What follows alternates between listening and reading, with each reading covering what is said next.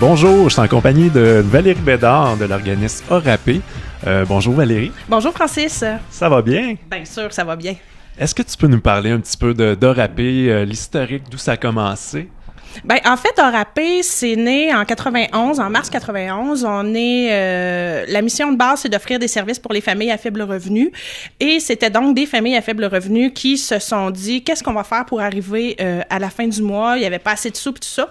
Donc, ils se sont rassemblés et avec l'aide d'un organisateur communautaire du centre de santé, ont développé la ressource qui est Orapé. Puis, au fil du temps, petit train va loin. Les gens disaient, c'est bien beau que tu me donnes de la nourriture, mais si j'ai pas de poêle pour la faire cuire, si j'ai pas de frigo pour l'entreposer, je fais quoi? Donc, le volet de récupération de meubles est parti de là. Et en 2007, on est devenu gestionnaire de la collecte des gros encombrants dans les Merci de l'érable. Donc, c'est nous qui passons par les maisons pour aller récupérer. Et grâce à ce principe de récupération-là, plutôt que tout aille au site d'enfouissement, on récupère plus que 85% du matériel. Donc, c'est vraiment très intéressant. Donc, vous avez comme mandat de donner une deuxième vie aux articles que les gens peuvent jeter. C'est super. Quels sont les services offerts par Orapé? En fait, on a 35 services différents, divisés en 3 volets, c'est-à-dire qu'on a le volet alimentaire qui inclut la distribution alimentaire aux familles, des cuisines collectives, jardins communautaires l'été, des petits marmitons aussi, des paniers de Noël. Ensuite de ça, il y a le volet d'éducation populaire et d'insertion qui inclut tout ce qui vient autour, c'est-à-dire qu'il y a des programmes avec le Centre local d'emploi, des gens qui viennent ici se réintégrer sur le marché du travail, plateau de travail et compagnie. Et le dernier volet, c'est vraiment tout ce que nous, on appelle ressourcerie.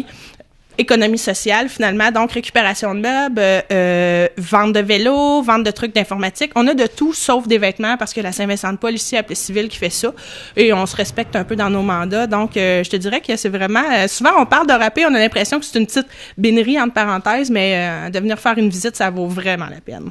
OK, bien merci. Admettons que je suis une personne qui vient de perdre mon emploi, qui a des problèmes au niveau financier. Comment ça fonctionne? Je me présente ici?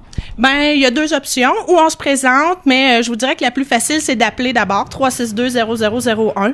On appelle, on demande Nathalie, qui est responsable du volet alimentaire, puis à ce moment-là, on va prendre du temps, par exemple, avec toi, puisque c'était ça l'exemple, avec toi pour voir qu'est-ce que tu as de besoin, parce que des fois, oui, on vient de perdre notre emploi, mais est-ce que c'est juste un budget qu'on sait pas faire? Dans ce temps-là, on peut référer. Est-ce que tu as besoin de d'autres choses? Donc, on prend vraiment le temps avec les gens de pouvoir les référer dans d'autres organisations, en plus de leur expliquer c'est quoi nos services. Excellent. Et le volet plus pour les meubles électroménagers, est-ce que c'est monsieur, madame, tout le monde qui peut venir ici? Ou? Effectivement, c'est monsieur, madame, tout le monde qui peut venir ici. C'est ouvert à la population en général et c'est très important parce que c'est sûr que c'est grâce à ce volet-là qu'on peut offrir tous les autres services qui sont chez Orapé.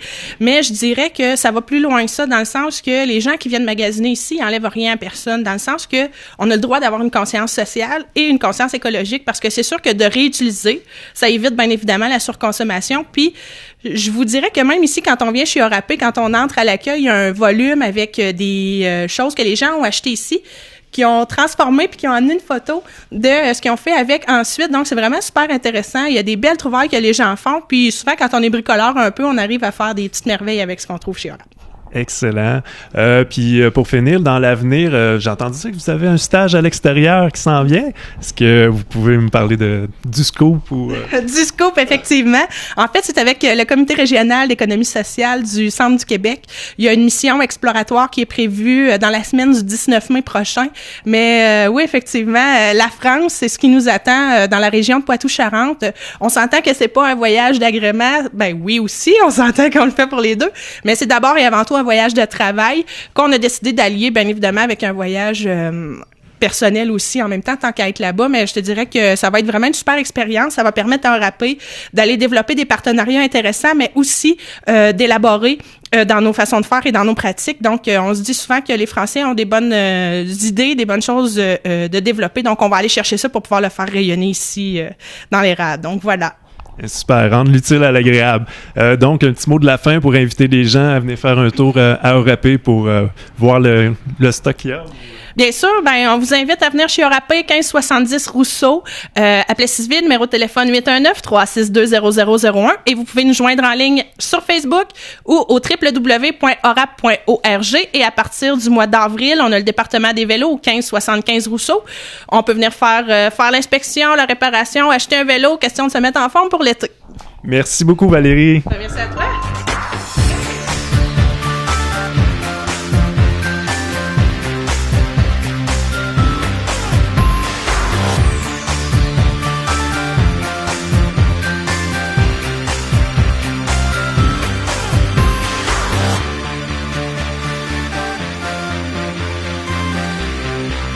Thank you.